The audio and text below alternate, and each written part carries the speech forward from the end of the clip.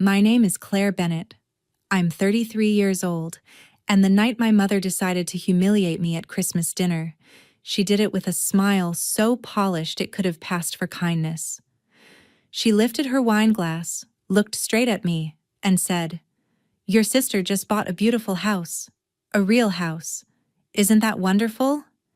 Maybe next Christmas you'll finally be ready to settle down too." The whole table laughed the way people do when they think they're watching a harmless family joke, and across from me, my sister leaned back in her chair with that little satisfied smirk I'd known since childhood. "Yeah," she said, dragging out the word like she was speaking to a teenager instead of a grown woman. "When are you going to stop drifting and start building a real life?" I remember setting my fork down very carefully, because when you've spent years learning how not to explode in front of people who enjoy testing your dignity, you get good at small, precise movements. Then I smiled. Not the wounded smile they expected. Not the embarrassed one they'd trained me into wearing. A calm one. "I already did," I said. "I just didn't invite anyone who doubts me." My sister's face went still. My mother blinked, and in the silence that followed, I realized something wonderful. For the first time in my life, I wasn't the one being measured at that table. Before I tell you what happened next, and why that one sentence changed everything, tell me, what time is it for you right now, and where are you watching from? I'm curious to see how far this story will travel. To understand why that one sentence hit the table like a dropped glass, you need to understand the role I had been assigned in my family long before that Christmas. In my mother's version of events, my younger sister was the daughter who made sense. She had the milestones people recognized instantly and praised without needing explanation. She had the polished job title, the carefully staged relationship, the tidy social media life, and now, finally, a house with a front door my mother could point at like proof she had raised at least one daughter the right way. I was the daughter who required context, and my mother hated context. She hated anything that could not be summed up in one sentence at church, at brunch, or over the phone with relatives she secretly competed with. So instead of describing my life accurately, she simplified it until it sounded unserious. She'd say I worked with old furniture. No, as if I spent my days dusting thrift store cabinets instead of restoring estate pieces, consulting on historic interiors, and running a specialized business people booked months in advance. She'd say I liked the quiet life, which was her way of translating discipline into social deficiency. She'd say I was still finding myself, even after I had built a client list, hired part-time help during peak seasons, and started earning more than anyone in the family had expected from me. The truth was less convenient for her. I didn't stumble into my career. I built it from nothing, and built it the hard way. While other people were working clean office jobs in climate-controlled buildings, I was in workshops at dawn learning wood grain, veneer repair, custom staining, and structural restoration. I learned how to tell when a chair only looked broken and when it actually was. I learned how to price labor no one respected until they saw the final result. I learned how to negotiate with collectors, how to handle wealthy clients who assumed a woman working with her hands would be grateful for being underpaid, and how to stand my ground when people mistook craftsmanship for hobbyism. There's a specific kind of arrogance people bring to trades they don't understand. I met it often. I also beat it often. But in my family, none of that carried the same weight as a neat milestone with good curb appeal. My sister Vanessa understood that very early. She had a talent I didn't. She knew how to convert ordinary life events into family theater. A promotion became a celebration dinner. A dating anniversary became a weekend trip everyone had to hear about. A couch delivery became, "We're really building a life now." She wasn't smarter than me or kinder than me. She was simply fluent in the language my mother loved most, visible achievement packaged for admiration, and because she knew it worked, She used it. Not with open cruelty at first. With a smile. With little remarks. With that polished tone women use when they want to insult you and still look elegant doing it. If I skipped a holiday because of work, she'd say, "Claire's too free-spirited for schedules." If I showed up tired from finishing a commission, she'd say, "That self-employed life seems exhausting. I could never handle that uncertainty." If someone complimented my work, she'd smile and add, "Yes, Claire's always been so creative. We just keep hoping she turns it into something more permanent." She made me sound like an unfinished art project. My mother made me sound like a concern. Together, they created a version of me that relatives accepted without ever checking against reality. And for too many years, I let them. Not because I believed them exactly, but because correcting people all the time is exhausting. There is a particular fatigue that comes from having to introduce yourself twice, once as you are, and once again after your family has summarized you badly. After a while, I stopped explaining. I let them underestimate me because fighting every comment felt desperate and silence felt more dignified. But silence has a cost. If you stay quiet long enough, some people mistake your restraint for agreement. They start thinking the small box they've put you in must be accurate, because surely you'd object if it weren't. That Christmas, my mother thought she was comparing her two daughters. In reality, she was comparing my visible absence from her fantasy with my sister's perfect obedience to it. What she didn't know was that while she had been narrating me as unsettled, I had already done the most grounded thing I had ever done in my life. 6 months earlier, I had bought an old boarding house on the coast of Maine. Not because it was practical on paper, because it was mine in my bones the moment I saw it. It was weather-beaten, sea-worn, and full of expensive problems that would have scared off anyone who wanted instant approval. The porch sagged. The upstairs hallway smelled faintly of salt and old cedar. The windows rattled in the wind. Half the rooms looked like they had been forgotten on purpose. And I loved it immediately. I didn't see decay when I walked through it. I saw shape. I saw history. I saw a workshop on the first floor with enough space for custom builds and restorations. I saw a modest apartment upstairs with morning light in the kitchen. I saw guest rooms I could slowly turn into a retreat space for artists and makers who needed quiet and time. I saw the exact kind of future that would never impress my mother until it was finished enough for photographs. And that was part of why I kept it to myself. I was tired of being discussed while I was still in the process of becoming. I wanted one thing in my life to grow without commentary, without comparison. Without my sister asking questions in that falsely casual tone she used when she was hunting for flaws. I wanted one joy that belonged entirely to me before the family got their hands on it. By Christmas, the roof repairs were done, the main staircase was safe, my workshop was operational, and I had spent enough nights there to know the sound of the wind against every side of the house. I had chosen paint colors, repaired cracked trim, refinished doors, installed better locks, and stood alone in the kitchen one freezing morning realizing I had never felt more certain of anything. I was not drifting. I was rooted in a way my family had never bothered to imagine. They just hadn't been invited to see it. The hardest part about being underestimated by strangers is proving them wrong. The hardest part about being underestimated by family is realizing they may not want to be corrected.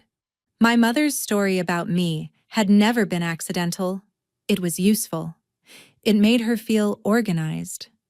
It preserved the family hierarchy she preferred. Vanessa was the reassuring daughter.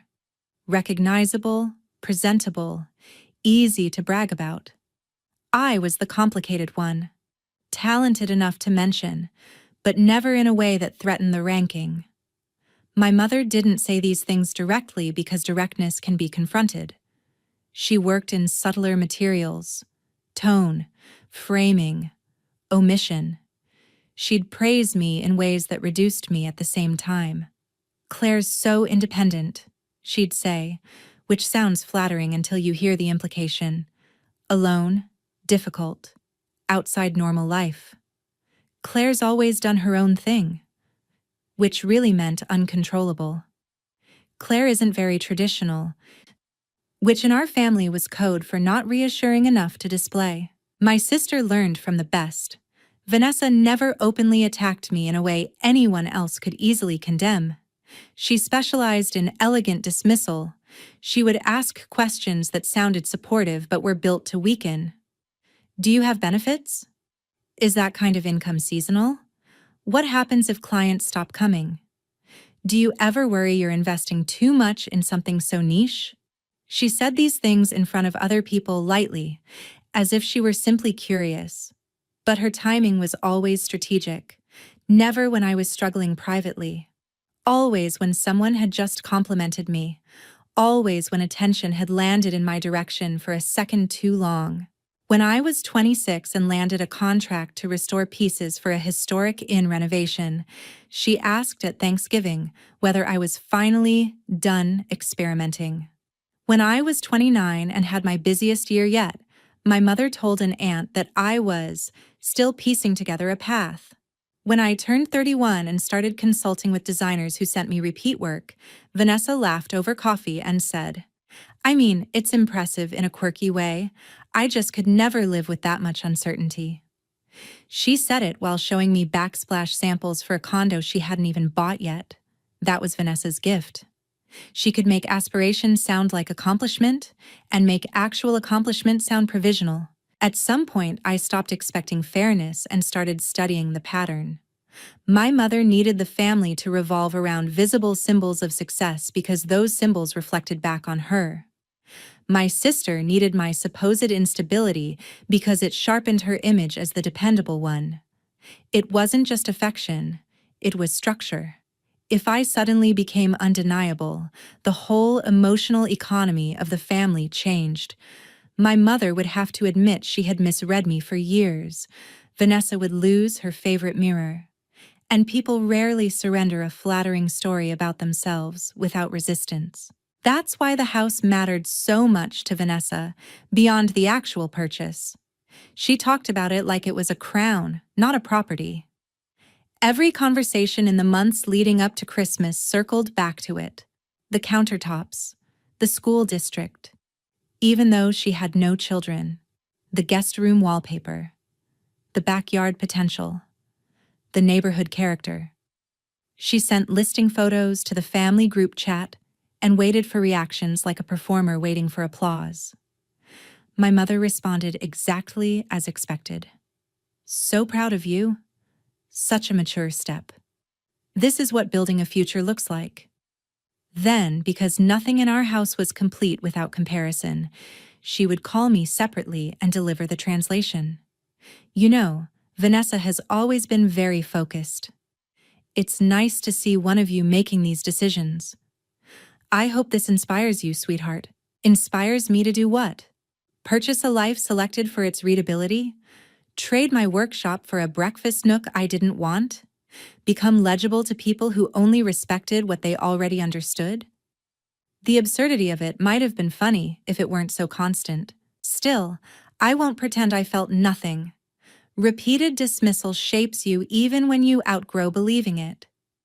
There were nights in my 20s when I lay awake wondering whether my mother was right, whether I had confused courage with refusal, whether choosing a life that fit me but impressed no one was secretly a form of failure. That's the kind of damage family does best. Not always by breaking your confidence outright, but by inserting doubt in your private voice. It took years to separate my truth from their commentary, years to understand that my work was solid, my instincts were sound, and my life did not become lesser because it wasn't easy to summarize at holiday dinners. By the time I bought the boarding house, I wasn't trying to prove them wrong anymore. That's important. I didn't make that purchase as revenge. I made it because it fit the architecture of who I already was. But once I had it, once I walked through those rooms and saw what my life looked like without their narration sitting on top of it, I understood something I hadn't fully grasped before. They had never been evaluating me accurately. They had been defending a story, and people defending a story often become crueler when the truth arrives calmly. That's what made Christmas dangerous. Not because I feared exposure, because I knew exposure was coming for them. I almost stayed in Maine that year. The snow had started early, the workshop was full, and I had enough legitimate reasons to avoid family dinner that no one could have blamed me. A dining table piled with old resentments is nobody's idea of festive, but 3 days before Christmas, my grandmother called. She never wasted words, which was one reason I trusted her more than anyone. "Are you going home?" she asked. I was standing at the long work table in my workshop, sanding the edge of a restored cabinet door, looking out through the back window at the frozen grass and the line of gray Atlantic sky beyond it. "I haven't decided," I said. "Then decide one thing first," she replied. "If you go, don't go to be judged. Go already knowing who you are." That sounds simple, but it wasn't. For years, family gatherings had a way of rearranging me. I'd drive there feeling competent and leave feeling vaguely unfinished, as if my accomplishments had somehow become harder to trust simply because they weren't reflected back properly across that table. My grandmother knew that. She knew the real danger was never the jokes themselves. It was the old reflex they awakened, the impulse to defend myself too much, to explain too carefully, to shrink so the room could stay comfortable. She was also the only one in the family who knew about the boarding house. I had shown it to her in September, a week after closing. The weather that day had been cold and bright. I picked her up from the train station and drove her north, nervous in a way that surprised me. Not because I thought she would judge me, because I cared whether she saw what I saw. We pulled up to the house just after noon, the ocean wind snapping at our coats, the front steps still uneven, half the downstairs smelling of old plaster and cedar. Most people would have seen cost, labor, delay. My grandmother stood in the foyer, looked around at the cracked trim, the broad staircase, the old pegs on the wall where fishermen's coats must have hung decades earlier, and smiled like she was greeting someone with character. "This place has survived," she said softly. "I like that about it." Then she turned to me and added, "You chose well." She walked through every room slowly, asking practical questions, not performative ones. What was structurally urgent? Which rooms would wait? How much could I do myself? Where would the workshop go? Had I budgeted a cushion for surprises? That was love from her, respect in the form of serious attention, not flattery, not vague support, recognition.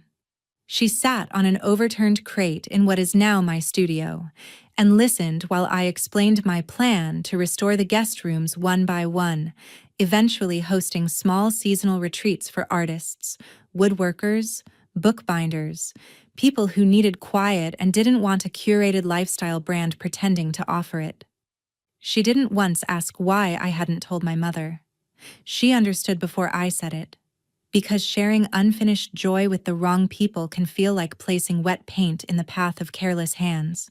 By Christmas week, 3 downstairs rooms were finished, the kitchen worked, and the upstairs apartment finally felt inhabited instead of improvised. I had curtains up in the bedroom, books stacked by the sofa, and a chipped blue mug I always used in the morning because it fit perfectly in my hand while I checked invoices before sunrise. I had repaired enough of the porch to stand out there with coffee and watch the winter water without worrying the boards would give under me. There was still plenty left to do, but the house no longer felt like a project. It felt like a life already underway. The morning I drove to Connecticut, I locked my own front door and stood there for a second in the cold, key in hand, looking back through the front window at the lamp I'd left on in the sitting room. It's hard to explain how grounding that felt. For so many years, family visits had carried the emotional threat of making me question myself. This time, I was leaving from something solid. I had a mortgage in my name, contracts on my desk, tools in my workshop, and salt in the air outside my own walls. Their opinions could still sting, but they could no longer define the facts. My parents' house looked exactly the same when I arrived. Warm lights in the windows, ribbon too perfect to have been tied by anyone spontaneous. My mother's version of hospitality displayed with military precision. She opened the door with a bright expression that lasted all of 2 seconds before turning managerial. "Claire, there you are. Traffic?" she asked, then noticed my boots. "Honestly, you always look like you came in from fixing a dock." I was still taking off my gloves. It took less than 10 seconds. "I came from home," I said. She barely heard me because Vanessa swept in from the living room wearing cream cashmere and triumph. "You made it," she said, air kissing my cheek. "Perfect timing. Mom was just telling everyone about the closing." Of course she was. My older sister Megan came up behind her carrying a tray and murmured, "It's already unbearable," before moving on. That told me everything. The night had already chosen its center. My father hugged me in the distracted way men do when they sense tension and hope affection can count as neutrality. My grandmother, seated near the fire, gave me one long look and the slightest nod. "Don't shrink." Message received. As I hung my coat, I could feel the old machinery of the family beginning to turn. Conversations sorted themselves into familiar positions. Vanessa radiated the kind of satisfaction that only makes sense when it is being witnessed. My mother floated from group to group feeding the narrative. I was expected to occupy my usual place, warm enough to be acceptable, quiet enough to be manageable, successful only in ways that didn't disturb the ranking. But I had driven in with a house key in my pocket and a different spine than the one I used to bring home. I didn't feel defiant. I felt ready. And that was more dangerous. Dinner started with the usual choreography of a family that prefers symbolism to honesty. My mother had set the table beautifully, of course. Candles, silver, folded linen napkins, the good serving dishes she brought out when she wanted the evening to feel meaningful enough to be remembered later in photos. But even before we sat down, the real centerpiece wasn't the food. It was Vanessa's house. Every conversation found its way back there. The yard, the foyer, the natural light, the neighborhood, the future guest room. The original hardwood floors she spoke about as if she had personally rescued them from architectural extinction. My mother encouraged every detail with a kind of polished reverence that might have been touching if it hadn't been so deliberate. "That window seat is what sold me," she told an aunt, though she was not the one buying the place. "It just feels like a real grown woman home." Then, after everyone settled and the first wave of serving had passed, she lifted her glass and said, "I just want to say how proud I am. Watching Vanessa buy her first house has been such a comfort to me. There's something so reassuring about seeing one of your daughters truly settled. One of your daughters. Not subtle, never fully explicit, but never subtle." A few people murmured agreement. My father nodded in that passive, weary way he used when he wanted the room calm more than he wanted it fair. Megan stared down at her plate. My cousin raised her eyebrows at me for half a second, just enough to say yes. I heard that too. I kept cutting my food into smaller pieces than I needed, which is something I do when I'm deciding whether a moment deserves my energy. Vanessa stepped in with false modesty exactly on cue. "Mom, stop," she said, smiling in that way that meant don't stop at all. "It's just a house." "No," my mother said warmly. "It's not just a house. It's responsibility, commitment, vision. It means something." Then came the pivot. I could hear it before she made it. My mother had always loved a comparison disguised as concern. She turned toward me with that expression she used when she wanted an audience to believe she was being gentle. "Claire, sweetheart, I hope you're not feeling pressured. Everyone has their own timing. We just worry sometimes. You're talented, of course, but talent and stability aren't the same thing." There it was, a whole lifetime in 2 sentences, praise used as softening foam around disrespect. Vanessa dabbed her lips with her napkin and joined in. I mean, Claire's always been more atmospheric than practical. She laughed a little, and a couple people did too, not because it was truly funny, but because family tables reward the confident speaker. You know what I mean? She's always moving from project to project. I looked at her then. Really looked. Perfect blouse, perfect manicure, perfect confidence, the kind built from years of being told she represented adulthood correctly. What she didn't realize was that she was speaking to someone who had spent the previous week meeting with electricians, reviewing renovation budgets, managing supply delays, and planning a spring booking calendar for a property she owned outright in name and reality. She thought she was mocking a drifting older sister. She was mocking a landowner while sitting in her mother's script. My mother pressed on, now enjoying herself. Your sister just bought a beautiful house, she announced again, louder this time so the far end of the table could fully participate in the comparison. A real house. I'm just curious, Claire. When will you finally settle down? Vanessa leaned back with that small, satisfied smirk I had known since adolescence. Yeah, she added. When are you going to stop floating around and start building a real life? That was the line.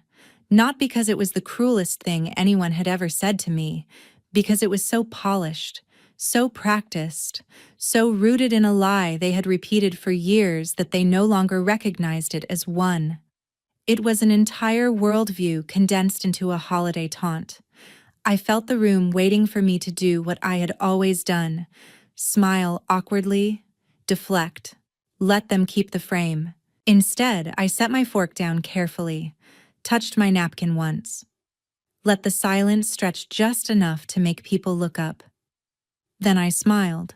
I already did, I said. You could almost feel the air hesitate. Vanessa's expression didn't drop all at once. It stalled first, as though she expected the rest of my sentence to rescue her. My mother blinked, confused by the tone more than the words. What? She asked. I already settled down, I repeated calmly. I just didn't invite anyone who doubts me. This time, the silence landed harder. Someone at the far end of the table shifted in their chair. My father looked up fully now. Megan stopped pretending to eat. My grandmother lowered her glass and watched me with a stillness that felt like support. Vanessa gave a short laugh. What is that supposed to mean? It means, I said, that 6 months ago I bought a boarding house on the coast of Maine. I live there. I work there. I've been restoring it room by room. It's my home, my studio, and the foundation of the next phase of my business. That sentence changed the geometry of the room. My mother stared at me as if I had suddenly spoken a line from the wrong script. You bought a boarding house? She repeated, and even in her shock there was skepticism, as if the very shape of my success had offended her by refusing to be simple. Vanessa's face tightened. A boarding house? Claire, that's not the same as— No, I said before she could finish. It's not the same. You bought a house everyone can recognize in one glance. I bought a life that fits me. Those are different things. For the first time all evening, several people around the table looked at me, not as the family question mark, but as the person holding the only truthful sentence in the room. My mother tried to regain control immediately. Well, darling, that sounds like one of your projects, she said with a brittle smile. How lovely. But Vanessa bought a family home. I turned to her. And I bought a property with living quarters, a functioning workshop, guest space, revenue potential, and actual peace. I'm not sure why yours counts as adulthood and mine counts as atmosphere. That hit hard. Megan let out the smallest breath of approval. My cousin lowered her fork. Even my father looked like he wanted to say something and knew anything he said would reveal too much. Vanessa sat straighter. You've been hiding this for 6 months? I've been protecting it for 6 months, I said. There's a difference. Once the truth was on the table, the evening stopped being a celebration and became what it probably should have been years earlier, an exposure. Not of my life, of theirs. Because the minute I said I owned the property, everyone at that table had to reveal how they actually saw me. My mother did it first. "Well," she said, gathering herself with the rigid smile people use when they're trying to regain authority through tone. "I suppose that explains why you've been so secretive, though I do wish you'd told us. Families are meant to share these things." It was such a polished line that someone who didn't know her well might have mistaken it for reasonable. But I knew the machinery behind it. She wasn't hurt that I hadn't shared. She was offended that something significant had happened without passing through her first. She hadn't been able to frame it, rank it, or attach herself to it publicly.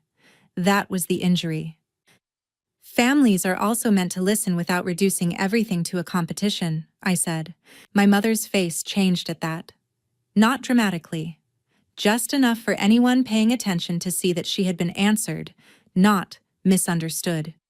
Vanessa jumped in before the silence could settle too long. "Come on, Claire, don't make this into some big oppression story. You bought a fixer-upper. That's great.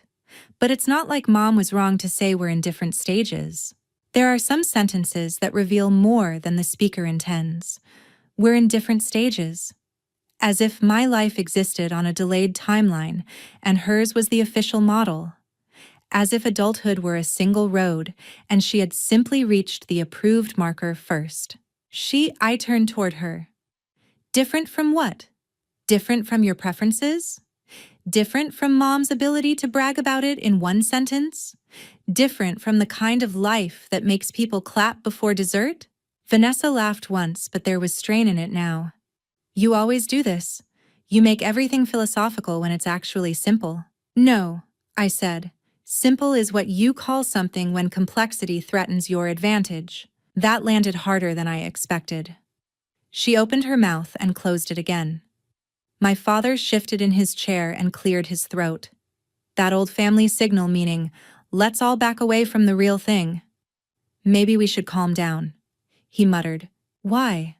Megan said quietly, and all eyes turned to her because Megan almost never entered the center of conflict unless she was sure. Why should Claire calm down after being used as a comparison point all evening? Mom asked her a question in front of everyone. She answered. My mother's head turned sharply. "Megan, don't." But Megan had clearly been storing years of restraint. "No, actually, let's. Because this has been going on forever. Every time Claire does something impressive, it gets translated into something vague. Every time Vanessa does something conventional, it becomes proof of character. You don't hear yourself, Mom, but everyone else does." That changed the room again. Support, once voiced, always does. It makes denial harder. Vanessa looked stunned, less by what Megan said than by the fact that someone had sided with me openly. "Oh, please," she snapped. "No one is attacking Claire. We just don't act like every quirky decision she makes is some groundbreaking accomplishment." Quirky. That word should not have mattered. But it did, because it perfectly captured the family strategy. Reduce, reframe, dismiss. Call the hard thing charming so you don't have to respect it. Call the serious thing unusual so you can avoid being threatened by it. "Quirky," I repeated. "I bought commercial-grade equipment, renovated a multi-room coastal property, built a workshop, secured recurring clients, and created a sustainable business model around it. That's not quirky. It's infrastructure." Even my cousin let out a low wow at that. My mother tried to pivot into concern again, but the tone no longer worked. "Claire, sweetheart, no one is denying you've worked hard." "No," I said. "You just deny that my hard work qualifies as adulthood unless it resembles Vanessa's." Her mouth tightened. "That's not fair. It's exact." There's a moment in certain family arguments when the oldest pattern becomes visible all at once. You can almost watch people realizing this fight is not about tonight. It's about 20 smaller nights, 15 smaller insults, 10 years of framing, 3 decades of roles. That moment arrived then. My father looked tired in a way that suggested recognition. Megan looked angry, but not surprised. My grandmother looked like someone hearing the truth spoken in the room she had been waiting years for it to reach. Vanessa crossed her arms. So what? This is all because Mom said I bought a beautiful house? You couldn't just be happy for me? I almost admired the audacity of that. Recast the problem as my inability to celebrate her. Classic. I am happy for you, I said. I'm not happy about being used as your contrast color. That silenced even her for a beat. Then my mother said the one thing that made everything clearer than it had ever been. Honestly, Claire, if you wanted us to see your life differently, maybe you should have shared more. Maybe you shouldn't have kept disappearing into this separate world of yours. Separate world, as if privacy were betrayal, as if building something away from the family gaze were an act of aggression. I leaned back and looked at her. Really looked. I saw not only the woman who had criticized me that night, but the woman who had narrated me for years in rooms I wasn't in. The woman who had translated my ambition into instability because it made her more comfortable. The woman who could not imagine that withholding information from her might be an act of self-protection rather than disrespect.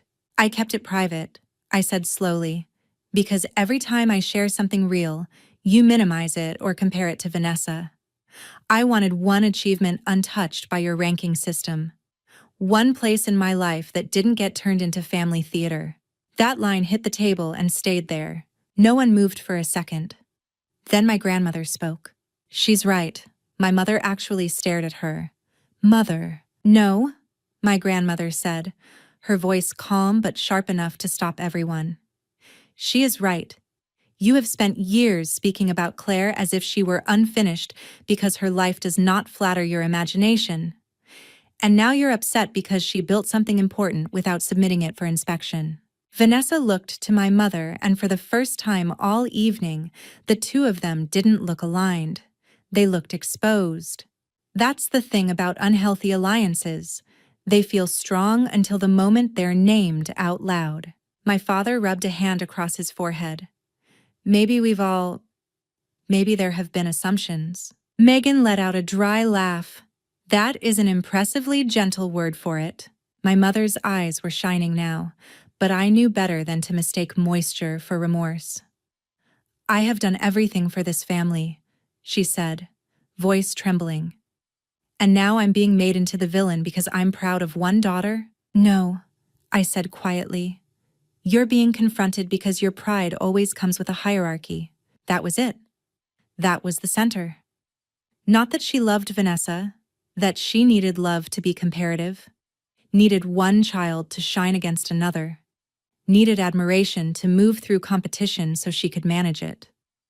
Once I said that, even she seemed to understand that the sentence could not be folded away. After that, dinner didn't exactly end. It unraveled, which is different. A normal holiday dinner ends with dessert, lighter conversation, people helping in the kitchen, the tension dissolving into ritual. Ours lost the script entirely. My father attempted one weak redirection toward pie and coffee, but nobody really followed him. Vanessa sat in a silence so stiff it looked painful. My mother kept adjusting things that did not need adjusting. A serving spoon, a folded napkin, the placement of a candle. Which is what she does when control has left the room but her body hasn't accepted it yet. Megan started asking me practical questions about the property. Not in a rescuing way, but in a serious one. Square footage, distance from town, how much of the restoration I'd done myself.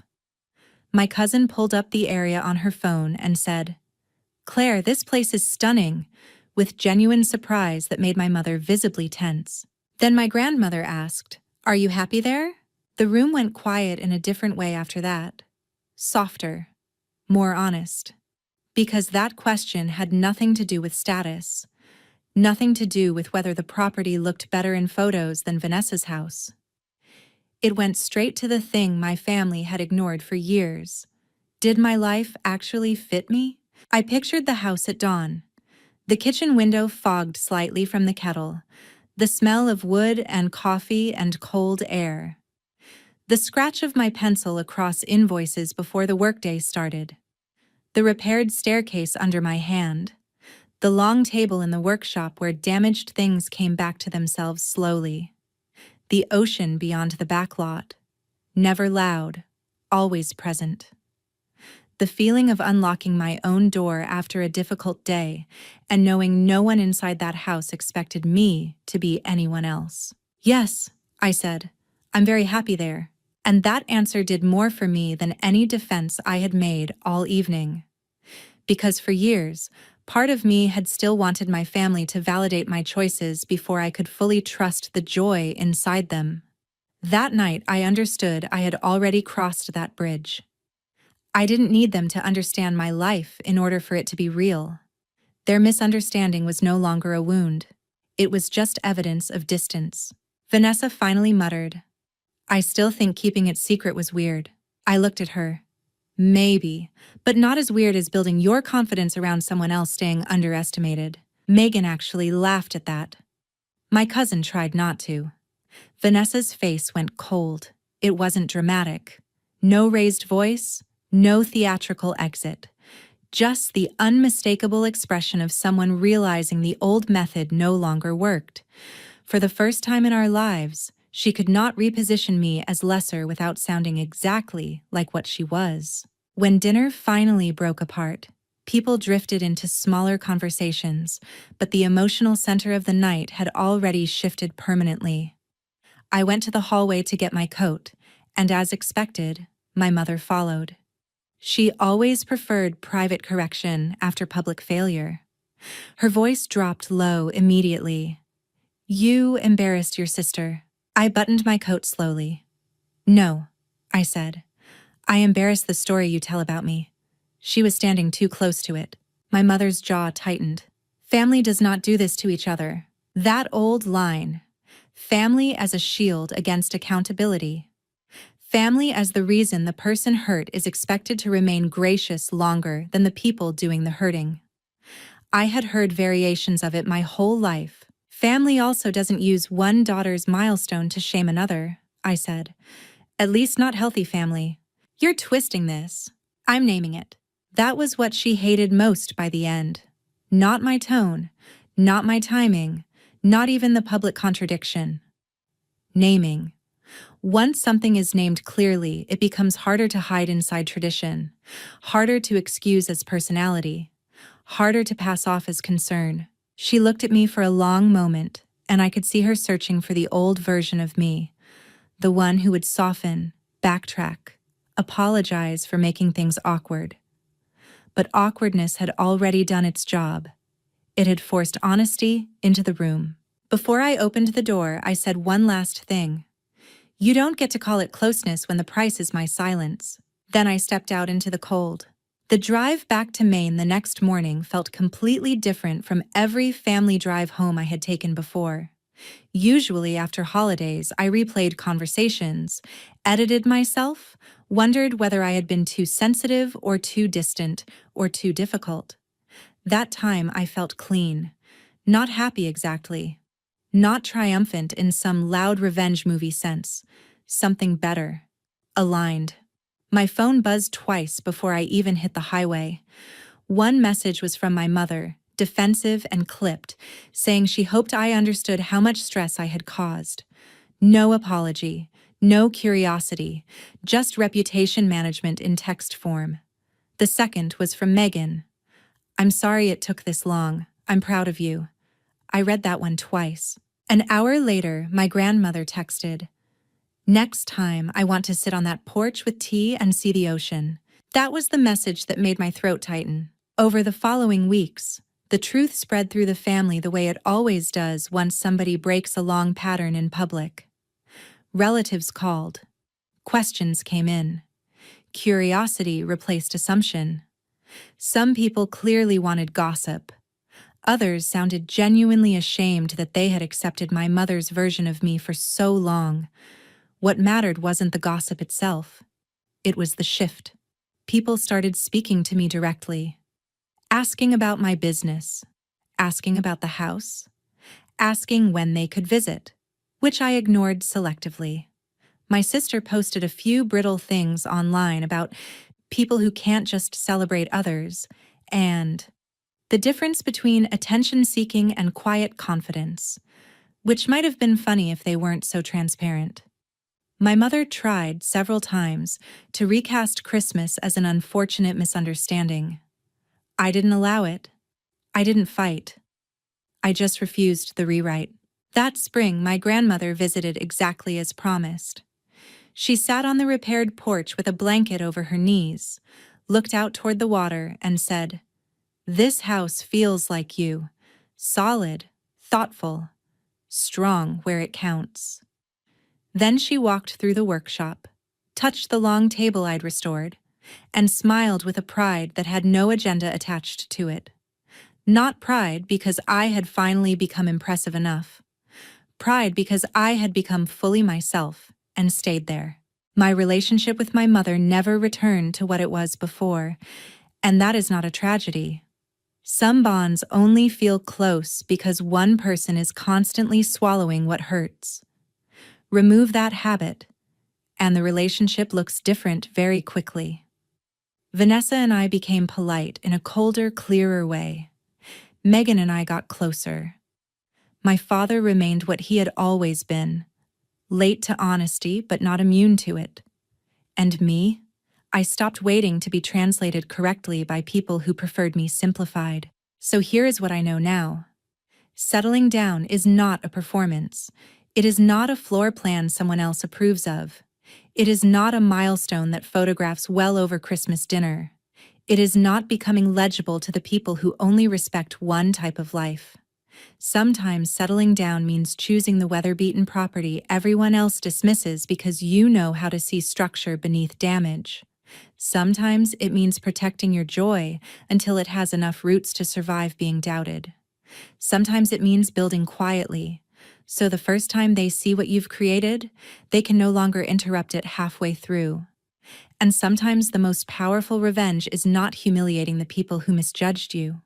It is answering them so calmly, so truthfully, and from such a solid place that their entire version of you collapses under its own arrogance. That Christmas, my mother thought she was asking when I would finally begin my adult life. What she didn't know was that I had already begun months earlier with a set of keys in my hand and no intention of asking permission. By the time she tried to measure me again, I was already standing inside a life she could no longer define. I wasn't late. I wasn't lost. I wasn't unfinished. I was simply building somewhere they had never bothered to look. And once they finally did, the person left frozen in shock wasn't me. It was the family that had confused underestimating me with knowing me,